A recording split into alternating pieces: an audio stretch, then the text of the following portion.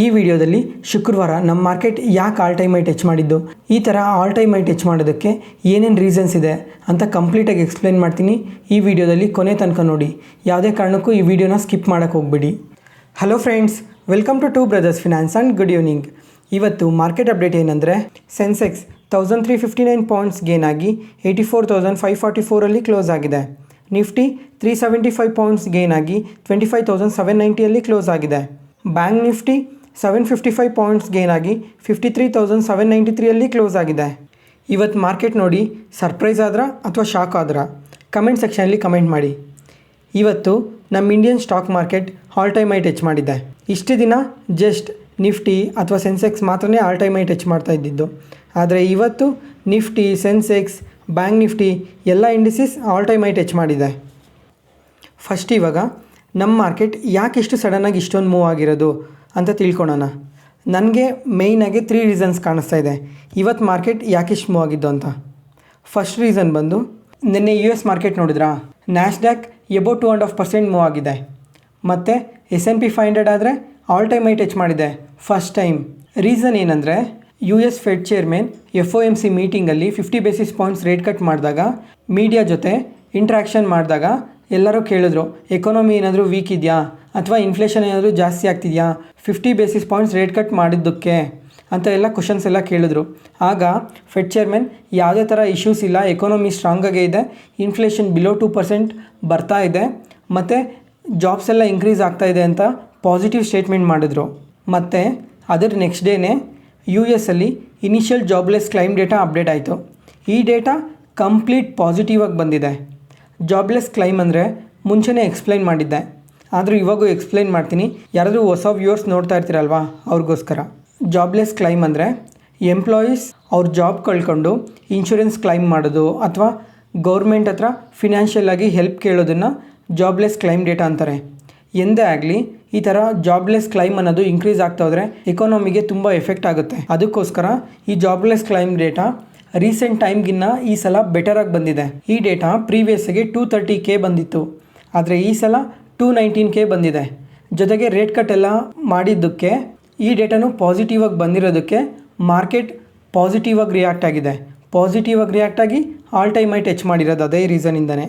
ಇದು first reason, ಅರ್ಥ ಆಯ್ತಲ್ಲ. ಮತ್ತು ಸೆಕೆಂಡ್ ಪಾಯಿಂಟ್ನ ಎಕ್ಸ್ಪ್ಲೈನ್ ಮಾಡ್ತೀನಿ ನೋಡಿ. ಸೆಕೆಂಡ್ ಪಾಯಿಂಟ್ ಏನಂದರೆ, ನಿನ್ನೆ ವಿಡಿಯೋದಲ್ಲೇ ಎಕ್ಸ್ಪ್ಲೈನ್ ಮಾಡಿದ್ದೆ, ಜಪಾನ್ ಇಂಟ್ರೆಸ್ಟ್ ರೇಟ್ ಡಿಸಿಷನ್ ಇದೆ ಅಂತ. ಈ Japan interest rate decision update ಆಗಿದೆ. ಜಪಾನ್ ಇಂಟ್ರೆಸ್ಟ್ ರೇಟಲ್ಲಿ ಯಾವುದೇ ಥರ ಚೇಂಜಸ್ ಇಲ್ಲ. ಲಾಸ್ಟ್ ಟೈಮ್ ನೆನಪಿದೆಯಾ, ಆಗಸ್ಟ್ ಫಸ್ಟ್ ವೀಕಲ್ಲಿ ಜಪಾನ್ ಅವರು ಫಸ್ಟ್ ಟೈಮ್ ರೇಟ್ ಕಟ್ ಮಾಡಿದಾಗ ಯಾವ ಥರ ಇಂಪ್ಯಾಕ್ಟ್ ಆಯಿತು US ಮಾರ್ಕೆಟ್ಗೆ ಮತ್ತು ಅದರಿಂದ ನಮ್ಮ ಇಂಡಿಯನ್ ಮಾರ್ಕೆಟ್ಗೆ ಸಹ. ಫಸ್ಟ್ ಟೈಮ್ ಅವಾಗ ಆಗಸ್ಟ್ ಫಸ್ಟ್ ವೀಕಲ್ಲಿ ಫಸ್ಟ್ ಟೈಮ್ ನಮ್ಮ ಇಂಡಿಯನ್ ಸ್ಟಾಕ್ ಮಾರ್ಕೆಟ್ ನಿಫ್ಟಿ 25,000ಗೆ ರೀಚ್ ಆಯಿತು. ಆ ರೀಚ್ ಆದಮೇಲೆ ಈ ಡೇಟಾ ಅಪ್ಡೇಟ್ ಆಯಿತು. ಈ ಡೇಟಾ ಅಪ್ಡೇಟ್ ಆಗ್ತಿದ್ದಂಗೆ 1000 ಪಾಯಿಂಟ್ಸ್ ಕರೆಕ್ಟ್ ಆಗಿದೆ ನಿಫ್ಟಿ 50 ಒಂದು 3-4 ಡೇಸಲ್ಲಿ. ಈ ಡಾಲರ್ ಮತ್ತು ಎನ್ನಿಂದ, ಈ ಡಾಲರ್ ವರ್ಸಸ್ ಎನ್ ಬಗ್ಗೆ ಮುಂಚೆನೇ ಒಂದು ವಿಡಿಯೋದಲ್ಲಿ ಕಂಪ್ಲೀಟಾಗಿ ಎಕ್ಸ್ಪ್ಲೈನ್ ಮಾಡಿದ್ದೆ, ಯಾವ ಥರ ಎಫೆಕ್ಟ್ ಆಗುತ್ತೆ ನಮ್ಮ ಇಂಡಿಯನ್ ಮಾರ್ಕೆಟ್ಗೆ, ಮತ್ತು ಎನ್ ವ್ಯಾಲ್ಯೂ ಏನಾದರೂ ಜಾಸ್ತಿ ಆದರೆ ಅದು USಗೆ ಹೆಂಗೆ ಎಫೆಕ್ಟ್ ಆಗುತ್ತೆ ಅಂತಲೂ ಕಂಪ್ಲೀಟಾಗಿ ಎಕ್ಸ್ಪ್ಲೈನ್ ಮಾಡಿದ್ದೆ. ಡಿಸ್ಕ್ರಿಪ್ಷನಲ್ಲಿ ಸಹ ಲಿಂಕ್ ಕೊಡ್ತೀನಿ, ಇಂಟ್ರೆಸ್ಟ್ ಇರೋರು ಆ ವಿಡಿಯೋನ ಒಂದ್ಸಲ ಚೆಕ್ ಮಾಡಿ. ಸೊ ಫೈನಲಾಗಿ ರೇಟ್ ಕಟ್ ಮಾಡಿಲ್ಲ, ಅದಕ್ಕೆ ಮಾರ್ಕೆಟ್ ಪಾಸಿಟಿವ್ ಆಗಿ ತೊಗೊಂಡಿರೋದು.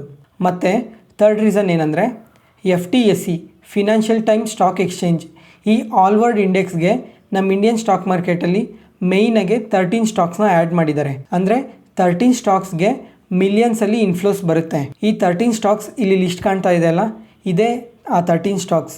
ಮತ್ತು ಎಕ್ಸಿಸ್ಟಿಂಗ್ ಕಂಪನೀಸ್ಗೂ ಅಡಿಷ್ನಲಾಗಿ ಇನ್ಫ್ಲೋಸ್ ಬರ್ತಾ ಇದೆ. ಅದಕ್ಕೆ ಈ ಸ್ಟಾಕ್ಸ್ ಎಲ್ಲ ಪಾಸಿಟಿವ್ ಆಗಿ ರಿಯಾಕ್ಟ್ ಆಗಿರೋದು. ಅದರಲ್ಲೂ ಎಕ್ಸ್ಕಾಟ್ಸ್ ಕ್ಯೂಬೂಟಾ ನಿಯರ್ಲಿ 7% ಮೂವ್ ಆಯಿತು. ಮತ್ತು ಫೆಸ್ಟಿವಲ್ ಸೇಲ್ಸ್ ಸೀಸನಿಂದನೂ ಮೂವ್ ಆಗಿದೆ. ಮತ್ತು ಹುಡ್ಕೋ, ಟಾಟಾ ಟೆಕ್ನಾಲಜೀಸ್ ಎಲ್ಲನೂ ಪಾಸಿಟಿವ್ ಆಗಿ ರಿಯಾಕ್ಟ್ ಆಗಿದೆ. ಫೈನಲ್ ಆಗಿ ಕೊಚ್ಚಿನ್ ಶಿಪ್ ಯಾರ್ಡ್ 10% ಮೂವ್ ಆಗಿದೆ. ಇದೊಂದೇ ಅಲ್ಲ, ಇದೇ ಸೆಗ್ಮೆಂಟಲ್ಲಿ ವರ್ಕ್ ಮಾಡೋ ತುಂಬ ಕಂಪನೀಸ್ ಪಾಸಿಟಿವ್ ಆಗಿ ರಿಯಾಕ್ಟ್ ಆಗಿದೆ. ಮ್ಯಾಸ್ಕೌಂಡ್ ಹಾಕಿದ್ರೆ ನಿಯರ್ಲಿ 8% ಮೂವ್ ಆಗಿದೆ. ಇದೊಂದೇ ರೀಸನಿಂದನೇ ಡಿಫೆನ್ಸ್ ಸ್ಟಾಕ್ಸಲ್ಲಿ ಈ ಥರ ಮೂಮೆಂಟ್. ಹಂಗಂತ ಮತ್ತೆ ಏನಾಗುತ್ತೆ ಗೊತ್ತಾ, ಡಿಫೆನ್ಸ್ ಸ್ಟಾಕ್ಸ್ ಮತ್ತೆ ಬೆಳೀತಾ ಇದೆ, ಅಡಿಷ್ನಲಾಗಿ ಮತ್ತೆ ಇನ್ವೆಸ್ಟ್ ಮಾಡಿದ್ರೆ ಮತ್ತೆ ಅದೇ ಥರ ರಿಟರ್ನ್ ಕೊಡುತ್ತೆ ಅಂತ ಯೋಚನೆ ಮಾಡಬೇಡಿ. ಯಾಕಂದರೆ ಇದೊಂದು ಜಸ್ಟ್ ಇನ್ಫ್ಲೋಸ್ ಬರ್ತಾ ಇದೆ ಅಂತ ಪಾಸಿಟಿವ್ ಆಗಿ ರಿಯಾಕ್ಟ್ ಆಗಿರೋದಷ್ಟೇ. ರೀಸೆಂಟ್ ಟೈಮಲ್ಲಿ ನೋಡ್ತಾ ಇದ್ದೀರಾ ಡಿಫೆನ್ಸ್ ಸ್ಟಾಕ್ಸ್ ಎಲ್ಲಿದ್ದಿದ್ದು ಡಿಫೆನ್ಸ್ ಸ್ಟಾಕ್ಸ್ ಎಲ್ಲಿಗೆ ಬಂದಿದೆ ಇವತ್ತು ಅಂತ. ಕೊಚಿನ್ ಶಿಪ್ ಯಾರ್ಡ್ ಆದರೆ ಆಲ್ ಟೈಮ್ ಹೈಸ್ ಟಚ್ ಮಾಡಿದಾಗ 44% ಕರೆಕ್ಟ್ ಆಗಿದೆ. ಭಾರತ್ ಡೈನಮಿಕ್ ಆದರೆ 38% ಕರೆಕ್ಟ್ ಆಗಿದೆ.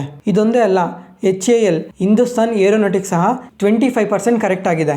ಓವರಾಲ್ ಈ ಡಿಫೆನ್ಸ್ ಸ್ಟಾಕ್ಸ್ ಒಂದೇ ಮಂತಲ್ಲೇ ನಿಯರ್ಲಿ ಎಬೋ 100% ರಿಟರ್ನ್ ಸಹ ಕೊಟ್ಟಿದೆ ಒಬ್ಬೊಬ್ಬರಿಗೆ. ಆದರೆ ಇವಾಗ ನೋಡಿ ನಿಯರ್ಲಿ 50% ಓವರಾಲ್ ಇಂಡೆಕ್ಸೇ 50% ಕರೆಕ್ಟ್ ಆಗಿದೆ. ಒಂದು 3-4 ಮಂತ್ಸ್ ಬ್ಯಾಕ್ ನೆನಪಿದೆಯಾ ಮಾರ್ಕೆಟ್ ಯಾವ ಥರ ನೋಡ್ತಾ ಇತ್ತು? ಈ ಡಿಫೆನ್ಸ್ ಸೆಗ್ಮೆಂಟ್ ಆಗಲಿ, ರೈಲ್ವೇಸ್ ಎಸ್ಪೆಷಲಿ ಈ PSU ಕಂಪನೀಸ್ ಆದರೆ, ಎನರ್ಜಿ ಸೆಗ್ಮೆಂಟು, ಇವೆಲ್ಲ ಆವಾಗ ಪ್ರತಿಯೊಬ್ಬರು ಈ PSU ಕಂಪನಿ, ಡಿಫೆನ್ಸ್ ಕಂಪನಿಗೆ ಇನ್ವೆಸ್ಟ್ ಮಾಡ್ತಾಯಿದ್ರು. ಯಾಕಂದರೆ ಇದನ್ನು ಎಲ್ಲಿಗೋ ಬೆಳೆದೋಗುತ್ತೆ ಅಂತ ಪ್ರತಿಯೊಬ್ಬರು ಇಲ್ಲಿಗೆ ಬಂದು ಇನ್ವೆಸ್ಟ್ ಮಾಡ್ತಾಯಿದ್ರು. ಆದರೆ ಇವಾಗ ಮಾರ್ಕೆಟಲ್ಲಿ ಯಾರೂ ಈ ಕಂಪನೀಸ್ನ ನೋಡ್ತಾ ಇಲ್ಲ. ಡಿಫೆನ್ಸ್ ಆಗಲಿ, PSUನಾಗಲಿ ಅಥವಾ ಎನರ್ಜಿ ಸೆಗ್ಮೆಂಟ್ ಆಗಲಿ. ಯಾಕಂದರೆ ಇವು ಓವರ್ ವ್ಯಾಲ್ಯೂಯೇಷನ್ ಎಷ್ಟು ಬೆಳಿಬೇಕಾಗಿದೆಯೋ ಅದಕ್ಕಿಂತ ಜಾಸ್ತಿನೇ ಬೆಳೆದೋಗಿದೆ. ಅದಕ್ಕೋಸ್ಕರ ಈ ಕಂಪ್ನೀಸ್ ಬಗ್ಗೆ ಯಾರೂ ಮಾತಾಡ್ತಾ ಇಲ್ಲ. ಜೊತೆಗೆ ಇವತ್ತು ನೋಡಿದ್ರಾ ಮಾರ್ಕೆಟ್ ಮತ್ತೆ ಆಲ್ ಟೈಮ್ ಹೈ ಟಚ್ ಮಾಡಿದೆ. ಇವಾಗ ನಮ್ಮ ಮಾರ್ಕೆಟಲ್ಲಿ ಪ್ರತಿಯೊಬ್ಬರು ಯಾವ ಸೆಕ್ಟರ್ ಬಗ್ಗೆ ಮಾತಾಡ್ತಾ ಇದ್ದಾರೆ ಅಂದರೆ 3 ಸೆಕ್ಟರ್. ಒಂದು ಫಾರ್ಮಾ, IT ಮತ್ತು FMCG. ಈ 3 ಸೆಕ್ಟರ್ ಬಗ್ಗೆ ಮಾತ್ರನೇ ಮಾತಾಡ್ತಾ ಇದ್ದಾರೆ. ಈ 3 ಸೆಕ್ಟರ್ ಬಗ್ಗೆನೇ ಮಾತಾಡ್ತಾ ಈ 3 ಸೆಕ್ಟರ್ಗೆ ತುಂಬ ಇನ್ಫ್ಲೋಸ್ ಬರ್ತಾ ಇದೆ. ಜೊತೆಗೆ ಇವಾಗ ಇನ್ನೊಂದು ಸೆಕ್ಟರ್ ಬಗ್ಗೆ ಮಾತಾಡ್ತಾ ಇಲ್ಲ ಯಾರೂ. ಯಾವ್ದು ಹೇಳಿ? Banking sector. ಬ್ಯಾಂಕಿಂಗ್ ಸೆಕ್ಟರ್ ತುಂಬ ಅಂಡರ್ ವ್ಯಾಲ್ಯೂಯಲ್ಲಿದೆ. ಜಸ್ಟ್ ಲಾಸ್ಟ್ 1 ಇಯರಲ್ಲಿ 14% ಮಾತ್ರನೇ ಗ್ರೋ ಆಗಿರೋದು. ಅಂದರೆ ಇದ್ರ PE ಜಸ್ಟ್ 14 ಮಾತ್ರನೇ ಇರೋದು. ಆದರೆ ನಿಫ್ಟಿ PE ಎಷ್ಟಿದೆ ಹೇಳಿ? 24ಅಲ್ಲಿದೆ PE. ಮಿಡ್ ಕ್ಯಾಪ್ ಮತ್ತು ಸ್ಮಾಲ್ ಕ್ಯಾಪ್ ಆದರೆ ಅದು ತುಂಬ ಓವರ್ ವ್ಯಾಲ್ಯೂಯೇಷನಲ್ಲಿದೆ. ಅದಕ್ಕೆ ಅದ್ರ ಬಗ್ಗೆ ಏನು ಮಾತಾಡ್ತಾ ಇಲ್ಲ ಇವಾಗ. ಇನ್ನೊಂದು 6 ಮಂತ್ಸ್ ಅಥವಾ 1 ಇಯರ್ ಆದಮೇಲೆ ಬ್ಯಾಂಕ್ಸ್ ಎಲ್ಲ ಅಂಡರ್ ವ್ಯಾಲ್ಯೂಯಲ್ಲಿದೆ, ಬ್ಯಾಂಕ್ಸ್ ಇನ್ವೆಸ್ಟ್ ಮಾಡಬೇಕು ಅಂತ ಪ್ರತಿಯೊಬ್ಬರು ಬ್ಯಾಂಕ್ಸ್ ಬಗ್ಗೆನೇ ಮಾತಾಡ್ತಾರೆ. ಈ ಥರ ಅಂಡರ್ ವ್ಯಾಲ್ಯೂ ಇದ್ದಾಗೇ ಕ್ವಾಂಟಿಟೀಸ್ ಅಕ್ಯುಮುಲೇಟ್ ಮಾಡ್ತಾ ಹೋದರೆ ಆವಾಗ ಟ್ರೆಂಡ್ ಬಂದಾಗ ನಿಮಗೆ ತುಂಬ ಬೆನಿಫಿಟ್ ಆಗುತ್ತೆ. ಅಂದರೆ ತುಂಬ ವೆಲ್ ಜನ್ರೇಟ್ ಮಾಡ್ಬೋದು ಇದೇ ಥರನೇ. ಅದಕ್ಕೋಸ್ಕರ ಯಾವುದು ಯಾವಾಗ ಅಂಡರ್ ವ್ಯಾಲ್ಯೂಯಲ್ಲಿದೆ, ಇನ್ನು ಎಷ್ಟು ಟೈಮ್ ಇದೆ ಇದಕ್ಕೆ ಗ್ರೋ ಆಗೋಕ್ಕೆ, ಗ್ರೋ ಆದಮೇಲೆ ಇದನ್ನು ಯಾವ ಲೆವೆಲ್ಗೆ ಹೋಗುತ್ತೆ ಅನ್ನೋದನ್ನು ಮುಂಚೆನೇ ಅನಾಲಿಸಿಸ್ ಮಾಡ್ಕೊಬೇಕು. ಈ 3 ಮೇನ್ ರೀಸನಿಂದನೇ ಇವತ್ತು ನಮ್ಮ Indian stock market all time high touch ಮಾಡಿರೋದು. ಮತ್ತು ಸೆಕ್ಟರ್ ವೈಸ್ ನೋಡಿಕೊಂಡ್ರೆ ಎಲ್ಲ ಸೆಕ್ಟರ್ ಪಾಸಿಟಿವ್ ಆಗಿ ಮೂವ್ ಆಗಿದೆ. ನಿಯರ್ಲಿ ಎಬೋವ್ 1% ಮೂವ್ ಆಗಿದೆ. ಮೆಟಲ್ಸ್ ಆದರೆ 1.65% ಮೂವ್ ಆಗಿದೆ. ಇದಕ್ಕೆ ರೀಸನ್ ಏನಂದರೆ ನಿನ್ನೆ ಮಾರ್ಕೆಟ್ ಟೈಮಲ್ಲೇ ಜೆಫ್ರೀಸ್ ಮತ್ತು ಗೋಲ್ಡ್ಮನ್ ಸ್ಯಾಕ್ಸ್ ಅವರು JSW ಸ್ಟೀಲ್ಗೆ ಬೈ ರೇಟಿಂಗ್ ಕೊಟ್ಟು ಟಾರ್ಗೆಟ್ ಪ್ರೈಸ್ ಸೆಟ್ ಮಾಡಿದ್ದಾರೆ. ಅದಕ್ಕೋಸ್ಕರ ಈ ಸ್ಟಾಕ್ ಪಾಸಿಟಿವ್ ಆಗಿ ರಿಯಾಕ್ಟ್ ಆಗಿರೋದು. ಮತ್ತು ರಿಯಾಲಿಟಿ ಸೆಕ್ಟರ್ ಮೂವ್ ಆಗಿದೆ, ಆಟೋ ಸೆಕ್ಟರ್ ನಿಯರ್ಲಿ 1.5% ಮೂವ್ ಆಗಿದೆ, ಎನರ್ಜಿ ಮೂವ್ ಆಗಿದೆ. ಓವರಾಲ್ ಮಾರ್ಕೆಟೇ ಪಾಸಿಟಿವ್ ಆಗಿ ರಿಯಾಕ್ಟ್ ಆಗಿದೆ ನಿನ್ನೆ. ಇಲ್ಲಿವರೆಗೂ ಅರ್ಥ ಆಯ್ತಲ್ಲ? ಯಾವುದೇ ಪಾಯಿಂಟಲ್ಲಿ ಏನಾದರೂ ಡೌಟ್ ಇದ್ದರೆ ಕಮೆಂಟ್ ಸೆಕ್ಷನಲ್ಲಿ ಕಮೆಂಟ್ ಮಾಡಿ. ಯಾವುದೇ ಪಾಯಿಂಟಲ್ಲಿ ನಾನು ಹೇಳೋ ಇನ್ಫಾರ್ಮೇಷನ್ ನಿಮಗೆ ಯೂಸ್ಫುಲ್ ಅನಿಸಿದ್ರೆ, ನಿಮ್ಮ ಇನ್ವೆಸ್ಟ್ಮೆಂಟ್ ಜರ್ನಿಯಲ್ಲಿ ಯಾವುದೇ ಥರ ವ್ಯಾಲ್ಯೂ ಆ್ಯಡ್ ಮಾಡ್ತಾಯಿದ್ರೆ ಈ ವಿಡಿಯೋನ ಲೈಕ್ ಮಾಡಿ. ಮತ್ತು ನಿಮ್ಮ ಫ್ರೆಂಡ್ಸಲ್ಲಿ ಯಾರಾದರೂ ಸ್ಟಾಕ್ ಮಾರ್ಕೆಟ್ ಬಗ್ಗೆ ಇಂಟ್ರೆಸ್ಟ್ ಇರೋರಿಗೆ ಈ ವಿಡಿಯೋಸ್ನ ಶೇರ್ ಮಾಡಿ. ನಿನ್ನೆಯಿಂದ ನೋಡ್ತಾ ಇದ್ದೀರಾ ಟೆಲಿಕಾಮ್ ಕಂಪನೀಸ್ ಯಾವ ಥರ ಫಾಲ್ ಆಗ್ತಾ ಇದ್ದಾವೆ. ಯಾಕಂದರೆ ಈ ಟೆಲಿಕಾಮ್ ಕಂಪನೀಸ್ ಎಲ್ಲ AGR ಇಶ್ಯೂಸ್ನ ಫೇಸ್ ಮಾಡ್ತಾ ಇದೆ. ಅದರಿಂದನೇ ವೊಡಾಫೋನ್ ನಿಯರ್ಲಿ 20% ಫಾಲ್ ಆಗಿತ್ತು. ಮತ್ತು ಇಂಡಸ್ ಟವರ್ 10% ಫಾಲ್ ಆಗಿತ್ತು. ಟಾಟಾ ಟೆಲಿ ಸರ್ವಿಸಸ್ ಮತ್ತು ಮಹಾನಗರ್ ಟೆಲಿಫೋನ್ ನಿಗಮ್ ಈ 2 ಕಂಪನೀಸ್ ಜಸ್ಟ್ 3-4% ಮಾತ್ರ ಫಾಲ್ ಆಗಿತ್ತು. ಆದರೆ ಏರ್ಟೆಲ್ ಮತ್ತು ರಿಲಯನ್ಸ್ ಇಂಡಸ್ಟ್ರೀಸ್ ಏನೂ ಫಾಲ್ ಆಗಿರಲಿಲ್ಲ. ಫಸ್ಟ್ ಇವಾಗ ನಿನ್ನೆ ಏನಾಯಿತು ಅಂತ ತಿಳ್ಕೊಳ್ಳೋಣ. ಸುಪ್ರೀಂ ಕೋರ್ಟ್ ಆಫ್ ಇಂಡಿಯಾ ಈ AGR ಪಿಟಿಷನ್ನ ರಿಜೆಕ್ಟ್ ಮಾಡಿದೆ. ಅದರಿಂದನೇ ಈ ಕಂಪನೀಸ್ ಎಲ್ಲ ಫಾಲ್ ಆಗಿದ್ದು. ಫಸ್ಟ್ ಇವಾಗ AGR ಅಂದರೆ ಏನು ಅಂತ ತಿಳ್ಕೊಳ್ಳೋಣ. AGR ಅಂದರೆ ಆವ್ರೇಜ್ ಗ್ರಾಸ್ ರೆವೆನ್ಯೂ. ಇದು 1999ಅಲ್ಲಿ ಶುರು ಆಯಿತು. ಇದಕ್ಕಿಂತ ಮುಂಚೆ ಫಿಕ್ಸ್ಡ್ ಲೈಸೆನ್ಸ್ ಮಾಡಲ್ ಇತ್ತು. ಅದು ಸ್ವಲ್ಪ ರೀಸನಲ್ಲಿ ಚೇಂಜ್ ಮಾಡಿದ್ರು. ಇಲ್ಲಿಂದ ನೆನಪಿಟ್ಕೊಳ್ಳಿ, 1999ಇಂದ ಶುರುವಾಗಿದ್ದು 2024ವರೆಗೂ ಡ್ರ್ಯಾಗ್ ಮಾಡ್ತಾ ಬಂದಿದ್ದಾರೆ ಟೈಮ್ ಲೈನ್ ಪ್ರಕಾರ. ಫಸ್ಟ್ ಇವಾಗ ಈ AGR ಮಾಡೆಲ್ ಅಂದರೆ ಏನು ಅಂತ ತಿಳ್ಕೊಳ್ಳೋಣ. ಈ AGR ಮಾಡೆಲಲ್ಲಿ ಇಡೀ ಎಲ್ಲ ಟೆಲಿಕಾಮ್ ಕಂಪನೀಸ್ ಅವ್ರಿಗೆ ಬರೋ ರೆವೆನ್ಯೂನ ಸ್ವಲ್ಪ ಗೌರ್ಮೆಂಟ್ಗೆ ಪೇ ಮಾಡಬೇಕು ಅಂತ ಶುರುವಾಗಿದ್ದೆ ಈ AGR ಮಾಡೆಲ್. ಇದು 1999ಅಲ್ಲಿ ಎಲ್ಲ ಟೆಲಿಕಾಮ್ ಕಂಪನೀಸು ಅಗ್ರಿ ಮಾಡಿದ್ರು. ಅಲ್ಲಿಂದ ಶುರುವಾಗಿದ್ದು. ಮತ್ತು ಫಸ್ಟ್ ಟೈಮ್ 2005ಅಲ್ಲಿ ಈ ಟೆಲಿಕಾಮ್ ಆಪರೇಟರ್ಸ್ ಎಲ್ಲ ಈ Vodafone, Airtel, idea, Vodafone idea ಆವಾಗ ಸಪ್ರೇಟ್ ಆಗಿತ್ತಲ್ಲ, ಅದಕ್ಕೆ ಸಪ್ರೇಟ್ ಕಂಪನೀಸ್ ಹೇಳ್ತಾ ಇರೋದು. ಈ ಎಲ್ಲ ಕಂಪನೀಸು ಕೇಸ್ ಫೈಲ್ ಮಾಡಿದ್ರು TDSAT ಹತ್ರ, ಅಂದರೆ telecom dispute settlement appellate tribunal ಹತ್ರ. ಈ ಕೇಸ್ ಏನು ಅಂತಂದರೆ, ಈ ಗೌರ್ಮೆಂಟ್ಗೆ ನಾವು AGRನ ಪೇ ಮಾಡೋಕ್ಕಾಗಲ್ಲ. ಯಾಕೆ ಅಂದರೆ ಗೌರ್ಮೆಂಟ್ ಏನು ಅಂದ್ಕೊಂಡಿತ್ತು ಈ AGR ಅಂದರೆ ಟೆಲಿಕಾಂ ಕಂಪನೀಸ್ಗೆ ಬರೋ ರೆವಿನ್ಯೂಸ್ ಅಂದರೆ ಟೆಲಿಕಾಂ ರೆವಿನ್ಯೂಸ್ ಮತ್ತು ನಾನ್ ಟೆಲಿಕಾಂ ರೆವಿನ್ಯೂಸ್ ಎರಡೂ ಗೌರ್ಮೆಂಟ್ಗೆ ಪೇ ಮಾಡಬೇಕು ಅಂತ ಗೌರ್ಮೆಂಟ್ ಅಂದ್ಕೊಂಡಿತ್ತು. ಆದರೆ ಈ ಕಂಪನೀಸ್ ಏನು ಅಂದ್ಕೊಂಡಿತ್ತು ಅಂದರೆ ಜಸ್ಟ್ ಟೆಲಿಕಾಂ ರೆವಿನ್ಯೂಸ್ ಮಾತ್ರನೇ ಪೇ ಮಾಡಬೇಕಿತ್ತು ಅಂತ ಅಂದ್ಕೊಂಡಿತ್ತು. ಅದಕ್ಕೋಸ್ಕರ ಈ ಕೇಸ್ನ ಫೈಲ್ ಮಾಡಿದ್ರು. ಈ 2005 ಕೇಸ್ನ ಫೈಲ್ ಮಾಡಿದ್ದು 2015 ಈ ಕೇಸ್ನ ಡ್ರ್ಯಾಗ್ ಮಾಡ್ತಾನೆ ಬಂದರು. ಮತ್ತು ಈ AGRನ ಮಾಡಿಫಿಕೇಷನ್ಗೆ ಪಿಟಿಷನ್ ಹಾಕಿದ್ರು. 1999 2021 ಡ್ಯೂಸ್ ಎಷ್ಟಾಗಿರ್ಬೋದು ಹೇಳಿ ನೀವೇ ನೋಡೋಣ. 1,19,292 crores ಡ್ಯೂಸ್ ಕಟ್ಟಬೇಕಾಗಿತ್ತು. ಅದರಲ್ಲಿ ಈ ಎಲ್ಲ ಟೆಲಿಕಾಂ ಆಪರೇಟರ್ ಸೇರಿ ಜಸ್ಟ್ 25,000 crores ಮಾತ್ರನೇ ಕಟ್ಟಿದ್ದು. ಈ 2005 ಫಸ್ಟ್ ಟೈಮ್ ಕೇಸ್ ಫೈಲ್ ಆಯ್ತಲ್ಲ, ಅಲ್ಲಿಂದ 2015 ಬಂತು. 15 ಮತ್ತು 16, 17 ಇದೆಲ್ಲ ತುಂಬ ಸ್ಟೋರಿ ನಡೆದಿದೆ. ಇದನ್ನು ಕಂಪ್ಲೀಟಾಗಿ ಎಕ್ಸ್ಪ್ಲೈನ್ ಮಾಡ್ತಾ ಹೋದರೆ ತುಂಬ ಜಾಸ್ತಿ ಆಗುತ್ತೆ ವಿಡಿಯೋ ಲೆಂತ್ ಅನ್ನೋದು. ಅದಕ್ಕೋಸ್ಕರ ನಿಮಗೆ ಈಸಿಯಾಗಿ ಅರ್ಥ ಆಗಲಿ ಅಂತ ಬರೀ ಮೇನ್ ಪಾಯಿಂಟ್ಸ್ ಮಾತ್ರನೇ ಹೈಲೈಟ್ ಮಾಡ್ತಾ ಇರೋದು. ಏನಕ್ಕೆ ಹೈಲೈಟ್ ಮಾಡ್ತಾ ಇದ್ದೀನಿ, ಯಾಕೆ ಇದೆಲ್ಲ ಹೇಳ್ತಾ ಇದ್ದೀನಿ ಅಂತ ನಿಮಗೆ ಕೊನೆಗೆ ಇನ್ನೊಂದ್ಸಲ ಎಕ್ಸ್ಪ್ಲೈನ್ ಮಾಡ್ತೀನಿ. ಇದರಲ್ಲಿ ಕಂಪ್ನಿ ವೈಸ್ ನೋಡಿಕೊಂಡ್ರೆ ಏರ್ಟೆಲ್ ಅವ್ರದ್ದು 43,000 crores ಇದೆ. ಅದರಲ್ಲಿ ಮತ್ತೆ 18,000 crores ಪೇ ಮಾಡಿದ್ರು.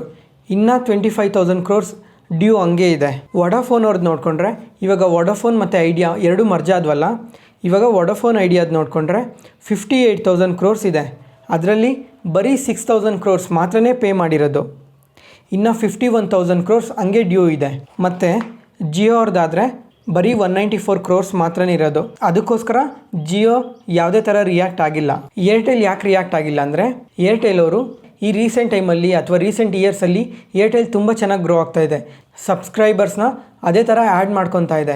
ಈ 25,000 ಯಾವ ಡ್ಯೂ ಇದೆ ಅಲ್ಲ, ಈ ಡ್ಯೂನ ಅದೇ ಥರ ಪೇ ಮಾಡ್ಕೊಂಡು ಬರ್ತಾ ಇದೆ ಇನ್ಸ್ಟಾಲ್ಮೆಂಟ್ ವೈಸಲ್ಲಿ. 2021 ಪೇ ಮಾಡಿತ್ತಲ್ಲ, ಅಲ್ಲಿಂದ ಕಂಟಿನ್ಯೂಸ್ ಆಗಿ ಸ್ವಲ್ಪ ಪ್ರತಿ ವರ್ಷ ಪೇ ಮಾಡ್ಕೊಂಡು ಬರ್ತಾ ಇದೆ. ಅದಕ್ಕೆ ಏರ್ಟೆಲ್ ಯಾವುದೇ ಥರ ರಿಯಾಕ್ಟ್ ಆಗಿಲ್ಲ. ಇದರಲ್ಲಿ ಮೇಯ್ನಾಗಿ ರಿಯಾಕ್ಟ್ ಆಗಿರೋದು ಯಾವ್ದು ಹೇಳಿ? ವೊಡಾಫೋನ್ ಐಡಿಯಾ ಯಾಕೆ ಇಷ್ಟು ರಿಯಾಕ್ಟ್ ಆಯಿತು ಅಂದರೆ ರೀಸೆಂಟ್ 2 months ಬ್ಯಾಕ್ ನೆನಪಿದೆಯಾ, ಜೆಫ್ರೀಸ್ ಅವರು ಎಲ್ಲ ಇದಕ್ಕೆ ಟಾರ್ಗೆಟ್ ಪ್ರೈಸ್ ಎಲ್ಲ ಜಾಸ್ತಿ ಮಾಡಿದ್ರು, ಬೈ ರೇಟಿಂಗ್ ಕೊಟ್ಟರು, ಟಾರ್ಗೆಟ್ ಪ್ರೈಸ್ನ ಜಾಸ್ತಿ ಮಾಡಿದ್ರು. ಮತ್ತು ಆಮೇಲೆ 1 week ಬ್ಯಾಕ್ ಏನೋ ಗೋಲ್ಡ್ಮ್ಯಾನ್ ಸ್ಯಾಕ್ಸ್ ಅವರು ಮತ್ತು ಜೆಫ್ರೀಸ್ ಅವರು ಸೆಲ್ ರೇಟಿಂಗ್ ಕೊಟ್ಟು ₹2.5 per share ಅಂತ ಹೇಳಿದ್ರು. ಯಾಕೆ ಅಂದರೆ ಇವರು ಸಬ್ಸ್ಕ್ರೈಬರ್ಸ್ನ ಆ್ಯಡ್ ಮಾಡ್ಕೊಳಕ್ಕಾಗ್ತಿಲ್ಲ, ಜೊತೆಗೆ ಇವ್ರು ರೆವೆನ್ಯೂಸ್ನ ಜನ್ರೇಟ್ ಮಾಡೋಕ್ಕಾಗ್ತಿಲ್ಲ. ರೆವೆನ್ಯೂಸ್ ಜನ್ರೇಟ್ ಮಾಡಿದ್ರೆ ತಾನೇ ಪ್ರಾಫಿಟ್ಸ್ ಬರೋದು. ಇನ್ಕಮ್ಮೇ ಬರೆದಿದ್ದು ಯಾವ ಥರ ಬಿಸ್ನೆಸ್ ನಡೆಸ್ತಾರೆ ಅಂತ ಟಾರ್ಗೆಟ್ ಪ್ರೈಸ್ನ ಡೌನ್ ಮಾಡಿದ್ರು. ಅದರಿಂದ ಜೊತೆಗೆ ಇವಾಗ ಲೋನ್ಸ್ ಎಲ್ಲ ಇನ್ನೂ ಜಾಸ್ತಿ ಇದೆ. ಇವಾಗ 51,000 crores AGRಗೆ ಡ್ಯೂಸ್ ಇದೆ. ಅದಕ್ಕೋಸ್ಕರ ವೊಡಾಫೋನ್ ಇಷ್ಟೊಂದು ಫಾಲ್ ಆಗಿರೋದು. ಇದ್ರ ಜೊತೆ ಇಂಡಸ್ ಟವರ್ ಏನಕ್ಕೆ 10% ಫಾಲ್ ಆಯಿತು ಅಂದರೆ ವೊಡಾಫೋನ್ ಐಡಿಯಾದವರು ಇಂಡಸ್ ಟವರ್ಗೆ ತುಂಬ ಪೇಮೆಂಟ್ ಬಾಕಿ ಇದ್ದಾರೆ, ತುಂಬ ಡ್ಯೂಸ್ನ ಕಟ್ಟಬೇಕು ಅವ್ರಿಗೆ. ಅದಕ್ಕೋಸ್ಕರ ಫಸ್ಟ್ ಆಫ್ ಆಲ್ ವೊಡಾಫೋನ್ ಐಡಿಯಾದವ್ರಿಗೆ ರೆವಿನ್ಯೂಸ್ ಬಂದು ಪ್ರಾಫಿಟ್ಸ್ ಬಂದರೆ ತಾನೇ ಇಂಡಸ್ ಟವರ್ಗೆ ಪೇ ಮಾಡೋದು. ಇವತ್ತು ಬೆಳಿಗ್ಗೆ ಕೂಡ ಈ ಟೆಲಿಕಾಂ ಕಂಪನೀಸಲ್ಲಿ ಫಾಲ್ ನೋಡಿದ್ವಿ. ಮತ್ತು ಮಾರ್ಕೆಟ್ ಯಾವಾಗ ಅಪ್ವರ್ಡ್ ಮೂವ್ ಆಗ್ತಾ ಹೋಯ್ತೋ ಅವಾಗ ಇವೆಲ್ಲ ರಿಕವರ್ ಆಗಿದೆ. ರೀಸೆಂಟಾಗಿ ವಾಟ್ಸಪ್ ಚಾನಲ್ನ ಶುರು ಮಾಡಿದ್ದೆ. ಈ ಚಾನಲಲ್ಲಿ 24 hours ಮಾರ್ಕೆಟ್ ರಿಲೇಟೆಡ್ ಇನ್ಫಾರ್ಮೇಷನ್ನ ಶೇರ್ ಮಾಡ್ತಾ ಇರ್ತೀನಿ. ಅಂದರೆ ಇವಾಗ ಮಾರ್ಕೆಟ್ ಕ್ಲೋಸ್ ಆದಮೇಲೆ ಬರೋ ಅಪ್ಡೇಟ್ಸ್ನ ಮತ್ತು ಓವರ್ ನೈಟಲ್ಲಿ ಬರೋ ಅಪ್ಡೇಟ್ಸು, US ಮಾರ್ಕೆಟ್ ರಿಲೇಟೆಡ್ ಅಪ್ಡೇಟ್ಸ್ನೆಲ್ಲ ಶೇರ್ ಮಾಡ್ತಾ ಇರ್ತೀನಿ. ಒಂದು ಸಲ ಈ ಚಾನಲ್ನ ಚೆಕ್ ಮಾಡಿ ಜಾಯಿನ್ ಆಗಿ. ಗೋಲ್ಡ್ ಲೋನ್ ಮೇಲೆ ರಿಸ್ಟ್ರಿಕ್ಷನ್ಸ್ ಏನಕ್ಕೆ ಹಾಕಿದ್ರು ಅಂದರೆ ಲಿಮಿಟ್ಗಿನ್ನ ಜಾಸ್ತಿ ಗೋಲ್ಡ್ ಲೋನ್ನ ಪ್ರೊವೈಡ್ ಮಾಡ್ತಾಯಿದ್ರು. ಪ್ರಾಪರಾಗಿ ಪ್ರೊಸೀಜರ್ನ ಫಾಲೋ ಮಾಡ್ತಿರಲಿಲ್ಲ ಮತ್ತು ಈ ಟ್ರಾನ್ಸಾಕ್ಷನ್ಸ್ನ ಟ್ರಾನ್ಸ್ಪರೆಂಟಾಗೇ ಇರಲಿಲ್ಲ ಅಂತ ಮಾರ್ಚಲ್ಲಿ RBI ರಿಸ್ಟ್ರಿಕ್ಷನ್ಸ್ ಹಾಕಿದ್ರು. ನೀವು ಯಾವುದೇ ಥರ ಹೊಸ ಗೋಲ್ಡ್ ಲೋನ್ನ ಕೊಡೋಂಗಿಲ್ಲ ಅಂತ. ಆ ಟೈಮಲ್ಲಿ ಈ ಸ್ಟಾಕ್ ತುಂಬ ಕರೆಕ್ಟ್ ಆಯಿತು. ಅಂದರೆ ನಿಯರ್ಲಿ 600 ಟ್ರೇಡ್ ಆಗ್ತಾ ಇದ್ದಿದ್ದು ಸ್ಟಾಕು 3 daysಲ್ಲೇ 200 points ಕರೆಕ್ಟ್ ಆಗಿದೆ. ಈ ಕಂಪ್ನಿಗೆ ಯಾಕೆ ಇಷ್ಟೊಂದು ಇಂಪ್ಯಾಕ್ಟ್ ಆಯಿತು ಅಂದರೆ ಇದೊಂದು top 2nd NBFC company gold loan ಬಿಸ್ನೆಸ್ಸಲ್ಲಿ ಮತ್ತು ಆಲ್ ಓವರ್ ಇಂಡಿಯಾದಲ್ಲಿ ಪ್ರೆಸೆಂಟ್ ಇದೆ. ಟೋಟಲ್ ಆಗಿ 2,775 ಬ್ರಾಂಚಸ್ ಇದೆ ಆಲ್ ಓವರ್ ಇಂಡಿಯಾದಲ್ಲಿ. ಅದಕ್ಕೆ ಇಷ್ಟೊಂದು ಎಫೆಕ್ಟ್ ಆಗಿದ್ದು. ಮತ್ತು one of the easiest loan ಅಂದರೆ ಗೋಲ್ಡ್ ಲೋನೇ. ಯಾರಿಗೆ ಆಗಲಿ ಎಂದೇ ಆಗಲಿ ಯಾರಿಗಾದ್ರೂ ಲೋನ್ ಬೇಕು ಅಂದರೆ ತುಂಬ ಈಸಿಯಾಗಿ ಸಿಗೋದೆ ಗೋಲ್ಡ್ ಲೋನ್. ನೀವು ಗೋಲ್ಡ್ ಕೊಡ್ತಿದ್ದಂಗೆ ಈಸಿಯಾಗಿ ಲೋನ್ ಸಿಗುತ್ತೆ. ಅಂಥ ಲೋನ್ ಮೇಲೇ RBI ಅವರು ರಿಸ್ಟ್ರಿಕ್ಷನ್ಸ್ ಹಾಕಿದ್ರಲ್ಲ, ಅದಕ್ಕೋಸ್ಕರ ಸ್ಟಾಕ್ ಇಷ್ಟೊಂದು ಕರೆಕ್ಟ್ ಆಗಿದ್ದು. ಮತ್ತು ಇವಾಗ RBI ಅವರು ಈ ಗೋಲ್ಡ್ ಲೋನ್ ಬಿಸ್ನೆಸ್ ಮೇಲೆ ಇದ್ದಿದ್ದ ರಿಸ್ಟ್ರಿಕ್ಷನ್ಸ್ನ ಲಿಫ್ಟ್ ಮಾಡಿದ್ದಕ್ಕೆ ಇವತ್ತು ಈ ಸ್ಟಾಕ್ ನಿಯರ್ಲಿ 12% ಮೂವ್ ಆಗಿದ್ದು. ಈ RBI gold loan restrictions update ಆದಮೇಲೆ ಜೆಫ್ರೀಸ್ IIFL ಫಿನಾನ್ಸ್ಗೆ ಬೈ ರೇಟಿಂಗ್ ಕೊಟ್ಟು ಟಾರ್ಗೆಟ್ ಪ್ರೈಸ್ $595 per share ಅಂತ ಅಪ್ಡೇಟ್ ಮಾಡಿದ್ದಾರೆ. ಇವತ್ತಿಗೆ ಅಪ್ಡೇಟ್ ಮುಗೀತು. ಮತ್ತೆ ನಾಳೆ ಹೊಸ ಸ್ಟಾಕ್ ಮಾರ್ಕೆಟ್ ನ್ಯೂಸ್ ಅನಾಲಿಸಿಸ್ ವಿಡಿಯೋಲಿ ಸಿಗೋಣ. ಈ ವಿಡಿಯೋ ಇಷ್ಟ ಆದರೆ ಲೈಕ್ ಮಾಡಿ, ಶೇರ್ ಮಾಡಿ, ಸಬ್ಸ್ಕ್ರೈಬ್ ಆಗಿ. ಮತ್ತು ಈ ವಿಡಿಯೋದಲ್ಲಿ ಏನಾದರೂ ಡೌಟ್ ಇದ್ದರೆ ಕಮೆಂಟ್ ಸೆಕ್ಷನಲ್ಲಿ ಕಮೆಂಟ್ ಮಾಡಿ. Thank you.